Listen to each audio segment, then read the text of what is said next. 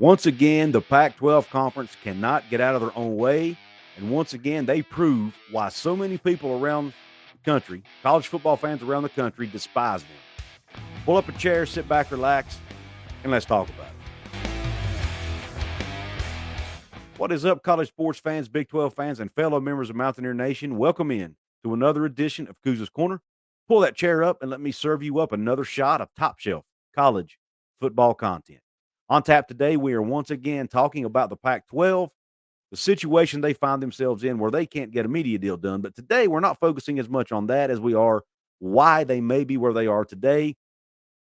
And, after USC and UCLA announced they were leaving the Pac-12 to go to the Big Ten, rumors started flying about the four corner schools, Utah, Colorado, Arizona State, potentially leaving for the Big 12. Those rumors have not stopped. There have been reports about the four corner schools talking to the Big 12 from multiple media outlets out there, respected media outlets. And there's even been some smoke that Colorado is really close to potentially leaving. And the Pac-12 still today, about almost a year away from their current deal expiring, still don't have a deal done. So there's a lot of reasons for the Pac-12 to be concerned, in my opinion. But one of the reasons I think they are in the situation they're in is because of their own arrogance. And I think today they proved that. Since the whole USC UCLA announcement, there's been a lot of back and forth, especially on social media, between Pac-12 fans and Big 12 fans. I mean, there's been a lot of it has went too far. I agree. There should never be personal attacks or any of that. But a lot of people wonder why the Big 12 or fans of the Big 12 have so much vitriol or hatred towards the Pac-12. And there are many Big 12 people out there. I'm not one of those, but there are a lot of people in Big 12 country who want to see the Pac-12 crumble. And a lot of people don't understand that. Well, today, the Pac-12, in my opinion, proved why so many people feel that way. Let's look at a tweet put out today by a friend of the show, Jim Williams. Jim Williams, former producer for ESPN and several other media outlets. He's worked in the media industry for years, has a lot of sources within that industry. Today, he's a columnist for Forbes magazine, and he still follows this kind of stuff, and he still has, like I said, sources in the industry, and a lot of times he will put out tweets sharing what he's hearing from his sources. Well, the tweet he put out earlier today says this: I spoke to a high-ranking administrator for one of the Pac-12 four-corner schools. We remain optimistic that we will get a media deal that will keep the conference together. Having said that, we have spoken to the Big 12 conference in exploratory due diligence conversations. Moving from one conference to another is no simple process, and, to be frank, if we are considering changing memberships for exposure reasons, then we need to see the number of games we will be getting on linear in advance. It makes no sense. This is the part I want to focus on in this video here. It makes no sense to move if we are getting less exposure than BYU, Cincinnati, Houston, or UCF. And that's the end of the tweet. And here's why that tweet really rubs me the wrong way. I think, once again, the arrogance of the Pac-12 shows through right there. They, once again, think they are better than teams from these other leagues. When Texas and OU announced they were leaving the Big 12 for the SEC, there were Big 12 teams out there for the picking. They could have gotten some Big 12 teams into their conference, but oh no, those teams weren't good enough for them. Whether because they were religious or maybe their academics weren't quite, quote unquote, up to par, whatever the case may be.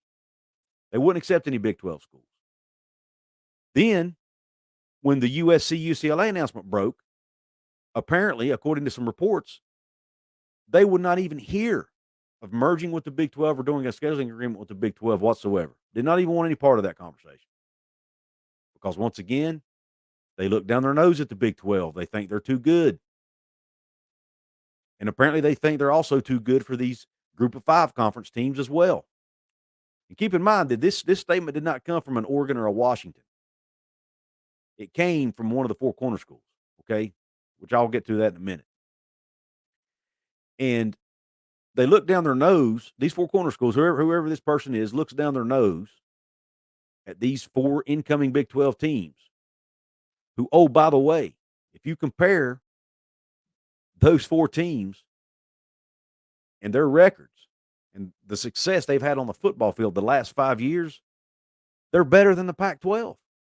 And I've got the data to back it up. Let's look at the records. I went back 5 years from 2018 through 2022, and I looked at the records for all of these teams, the 4 incoming Big 12 schools and the 4 corner schools. And I'm going to share that with you right now. First, let's talk about the UCF Knights. The last 5 years, going in order from 2018 to 2022, and yes, that does include the 2020 pandemic season. Let's look at the records of UCF Knights. They were 12-1, 10-3, 6-4, 9-4, 9-5. Very good success, right? That includes some wins over Power 5 teams in there as well over the course of that 5 years. Next, you look at the Houston Cougars. And by the way, both of these teams are coming out of the American Conference as well as Cincinnati, and I'll touch on that later. But let's look at the last 5 years of Houston football. 8-5, 4-8, 3-5, 12-2, 8-5. So 3 out of 5 they've had winning seasons. One of those was the 2019 season was a transition year to a new coaching staff, so you've got to give them some leeway for that. But other than that, they've had pretty decent success. Now, maybe not the success of the other 3, but they've had some decent success there in the last 5 years. Again, include some wins over some Power 5 opponents. Let's look at BYU now the last 5 years. 7-6, 7-6, 11-1, 10-3, 8-5. 2 double-digit win seasons, an 8-win season, and 2 7-6 seasons. There again, pretty good success over the last 5 years. Pretty good success, don't you think? Now let's look at Cincinnati. 11-2, 11-3, 9-1, 13-1, and 9-4. 3 double-digit win seasons and 2 9-win seasons. And oh, by the way, that also included a berth into the college football playoff in 2021 or after the 2021 season. When's the last time a Pac-12 team got in to the college football playoff? That's right, 2017. And it was Washington. Before that, it was Oregon. When's the last time one of the 4 corner schools got into the college football playoff? That's right. They haven't ever. So I'm baffled at the arrogance again that they think they're so much better than these teams when these teams on the football field have proven they can compete. And oh, by the way, when you look at games, when you just take these 4 teams, the incoming Big 12 schools, and their records over current Pac-12 teams over this 5-year period, guess what it is? 10-7. They've been better than the Pac-12 over a 5-year period. All right, now let's look at the records of the 4 corner schools. To be fair, let's look at all the records, right? Let's look at Colorado first. They've arguably been the worst team in college football the last 5 years, at least in Power 5. 5-7, 5-7, 4-2, 4-8, 1-11. Terrible. No bowl games in that time span. Arizona. 5-7, 4-8, 0-5 in the pandemic shortened season, 1-11, and 5-7. Again, not good. 5 straight losing seasons, including a 1-11 and 0-5 year. Arizona State, a little better here. 7-6, 8-5, 2-2 in the pandemic shortened season, 8-5, and 3-9. So once again, not terrible, but nothing to brag about here. Now, the one team of the 4 corner schools that does have some reason to brag is Utah. Here's their records over the past 5 seasons. 9-5, 11-3, 3-2, 10-4, 10-4. 3 double-digit win seasons and 2 other winning seasons, including the pandemic shortened season where they were 3-2. So Utah, hey, they have some bragging rights here. They've been really good. I agree with that. Utah's really good. And now we don't know who exactly from the 4 corner schools made that statement to Jim Williams, and obviously he's not going to share that, as he shouldn't. He should not give away his sources. But even if it was Utah that made the statement, Utah's in the same conference as the other 3 teams I mentioned who have been bad to terrible on the football field the last 5 years, and none of those 4 teams have been in the college football playoff, unlike Cincinnati. And several of those teams have lost games to the 4 teams going into the Big 12, including, guys, in 2021, BYU was 5-0 against Pac-12 teams. 5-0. But yet they want to act like, were they to join the Big 12, they would demand more exposure or at least equal exposure to teams that are already in the conference. I don't get that. And another thing that really chaps my hind end about this whole situation is, and again, this goes beyond arrogance to almost hypocrisy, in my opinion. Who are the two schools that the Pac-12 has reportedly been planning to add to the league for expansion? San Diego State and SMU. Are they not Group of Five schools? For crying out loud, SMU's in the same conference as three of the teams entering the Big 12, the American Conference. They don't seem to mind being in a conference with them. I don't get it, man. Why do the Pac-12 teams continue to look down their nose at teams around the country, including teams that they can't even beat on the field? I'm just the hypocrisy and the arrogance of the Pac-12. This right here goes to show exactly why they are in a situation they're in my opinion. They just don't play well with others. And because they think they're better than everybody else. And this is why so many fans out there don't like them, don't like the conference. And a lot of fans, like I said, I don't fall into this category. A lot of fans want this conference to implode because they're tired of the arrogance.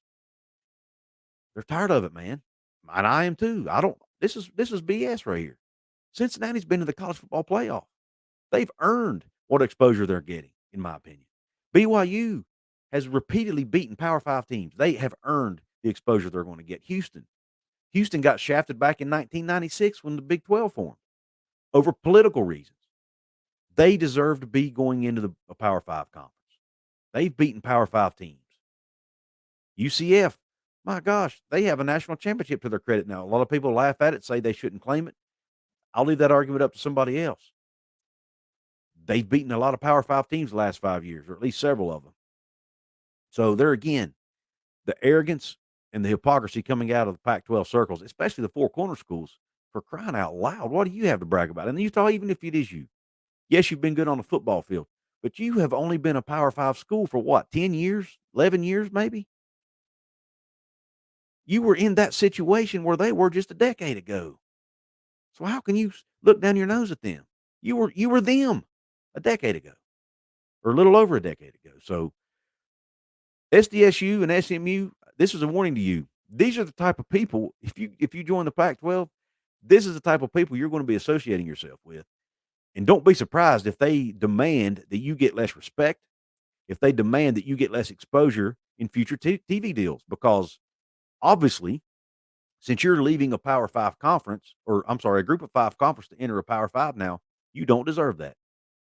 That's what I take from that tweet put out by Jim Williams, which obviously came from his source in the Pac-12. I want to hear your thoughts on this. Whether you're a Pac-12 fan, if I read that wrong, if I misinterpreted that, I want to hear your thoughts on it. Maybe I did. I'm open to that. Big 12 fans, do you agree with me here that you think the Pac-12's arrogance is once again shining through here? And do you think that's one big reason why they are where they are today? I want to hear your thoughts behind it.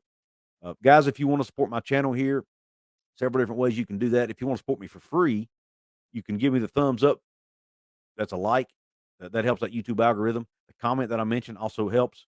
Subscribing to the channel helped me get to my next major goal of 10,000 subscribers. That would help the channel as well. Also, please share it with your friends. Let them know about me here at Couz's Corner, that I talk Big 12 football and primarily a lot of West Virginia Mountaineers football here on the channel almost every day.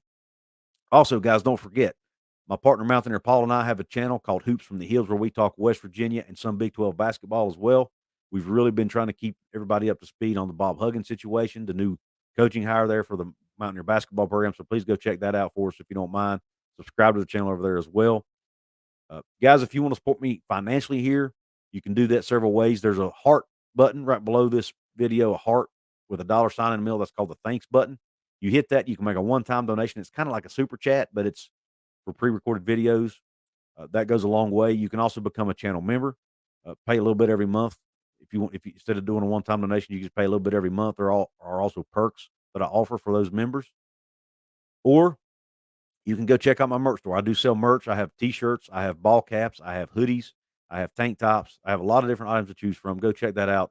Link is in the description, or you can click one of the photos shown below. Last but not least, I don't talk about this much, but there's a link in my description box to the Fanatics store, fanatics.com. You click that link, it gets you into the Fanatics website. Whatever you buy while shopping on that site, I'll get a small commission for it. And there are a lot of deals going on at Fanatics, guys. You can get up to 65% off on items in Fanatics if you do that today. So check out the link in my description box for that, guys. I really appreciate you tuning in. I appreciate your support here. And until the next episode, Q Country Roads.